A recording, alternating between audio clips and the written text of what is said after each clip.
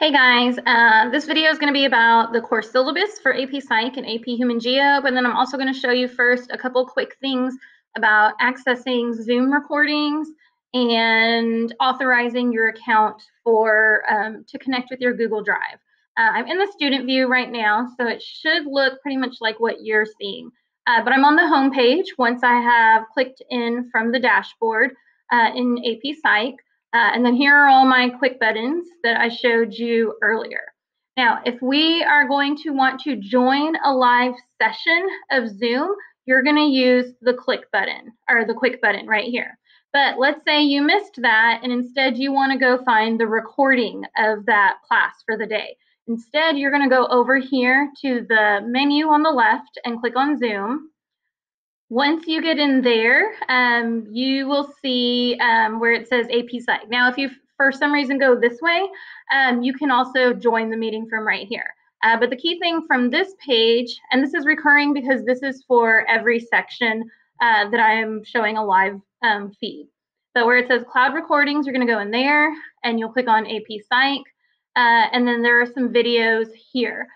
These are actually from practice that I was doing, so I will probably delete those, and there might not be any in there when you go in there for the first time. The other thing I want to show you, going back to the home, is the first time that you try to access something that's from a Google Drive, you're going to have to authorize it. So I'm going to click on the syllabus because my syllabus is actually linking it to a Google Doc. So if you get the screen, and you may have already done this, I'm not sure if you have to do it for every single class or just one of your courses in Canvas, but you may get this screen that says you need to authorize this integration, sign into your Google account and authorize this integration. Make sure that you log into your school Google account.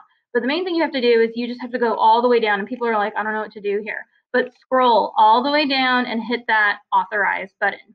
Now, I'm in student view, so I'm going to get out of there. So I can show you the syllabus.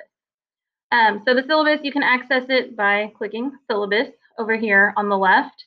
And now mine is already authorized. So this is actually a Google Doc that we are viewing through Canvas if you have set it up correctly.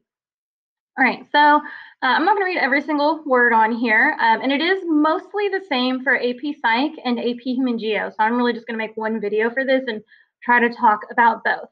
I'm not going to read everything, but it is part of my expectations that you are going to go back and read through all of this. But I love teaching both Psych and Human Geo. I don't want Human Geo to think I don't love them, but I put it here in for Psych because I have more sections of that. Let me see, make sure that you scroll down. Make sure that you today, and I will send an announcement about this in Canvas, that you join the Remind chat. That is, and I forgot to actually put this on the contacts page. I'm going to add it on there. But probably maybe the fastest way to communicate with me is by a Remind text. But if it's going to be wordy, send me an email. There's my Twitter. I don't really update it quite as much as I used to, but it's on there. And my main email is there. But if you're going to share something with me in Google, be sure to use the cloud email. A little bit here about the course overview, that AP Psych and both AP Human Geo are meant to replace a college course. So this is a college level. For AP Psych specifically, there are some mature topics discussed. There's some conversations about sexual behavior that require a more mature audience. So generally it's a junior senior class, though we do get a few sophomores in there, but I kind of put that little disclaimer there because when we get into some of the chapters, and even really in our very first lesson, when we talk about Sigmund Freud, some of that requires a more mature audience. For both Psych and Human Geo, for our class materials, you'll need a composition notebook that is only for this class, not a spiral, but a composition notebook. And this will be for your illustrated vocabulary notebook. So if you're in Human Geo and you had me for Psych, we're doing it again. And this is something that is actually not going to be done digitally. It'll be done by hand. If you're at home virtually, you'll be taking pictures of it and submitting it. But this is one of the core things that we do in this class to help remember content. And I will explain it later, but just know that you need a composition notebook. I also recommend, especially if you're in class, that you have a 3-ring notebook with pockets, just because you will be doing a lot of paper notes where you're answering questions, not notebook paper, but copy paper. and you want to organize those.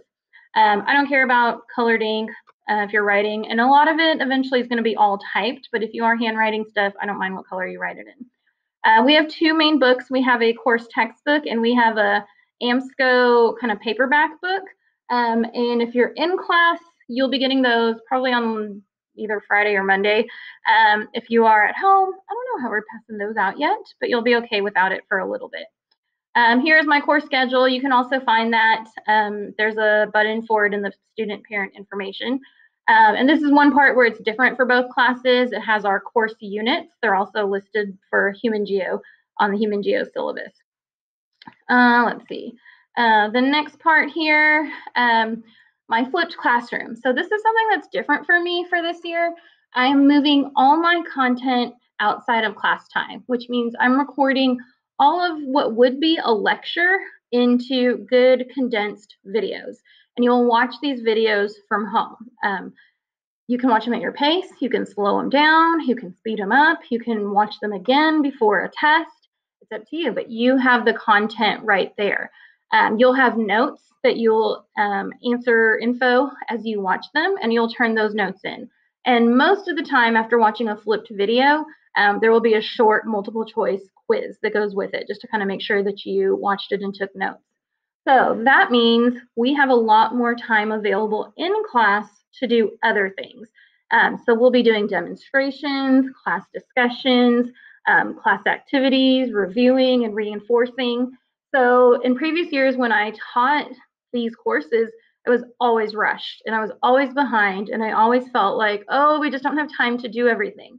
So by putting the course content outside of class, I'm able to do that. And this actually works perfectly for the virtual world. So the students who are outside of class, our virtual learners, will have the exact same content lesson as everybody else. And all of our in-person learners, at any time, you could become a virtual learner, or we could all become virtual after a while. But this also really helps you to work at your pace. So it's a little bit new. It means we'll be watching 3 to 5 videos with notes as homework each week. My goal is to keep all the videos at 20 minutes or less. But it also means my goal is to give no other homework other than the flipped videos and the illustrated vocabulary notebook. But that's something that's spaced out over time, the IVN. So unless you don't finish an activity in class or you get behind on something from in class, you should only have flipped videos to watch and do notes. Now, if you're a virtual learner, the stuff that we are doing in class, you can join us for on the live Zoom, or you can do those things on your own asynchronously. So something new, and I really think it's going to be good for us, but you have to watch the videos because that's where the content is. For both of our courses, in order to get college credit, you have to take the AP exam. Last year was a crazy year with the AP exam. For those of you who took AP exams, you know that only essays were on the exam, and that's how the AP Psych and AP Human Geo ones were, that it was all FRQ. In a normal year, there are multiple choice questions and an FRQ. The dates are on here. Human Geo is the second week, I think, of the AP testing weeks, and then Psych is the first week. Here included in the expectations are our department plagiarism policy, which basically says don't cheat, and if you're caught cheating, you get a 0. Also, if you're caught giving somebody something that's graded and then they copied what you had already turned in and got back, you will also get a 0, even though you had 100.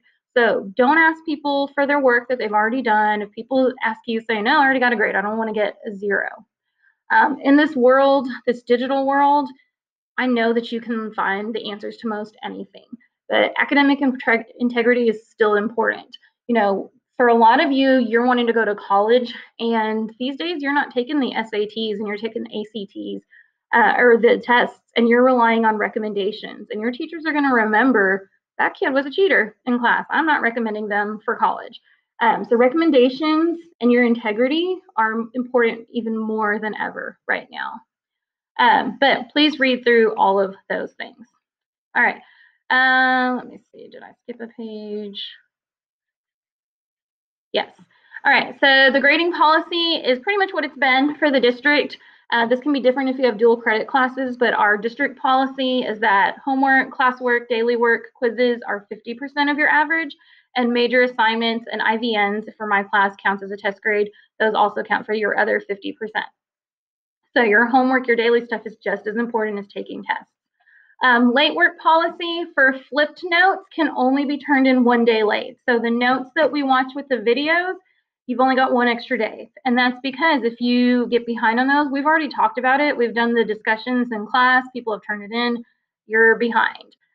So you can't turn those in more than a day late. Now, we do enough of those, here's the bell, that if you miss 1 or 2, your grade will still be okay.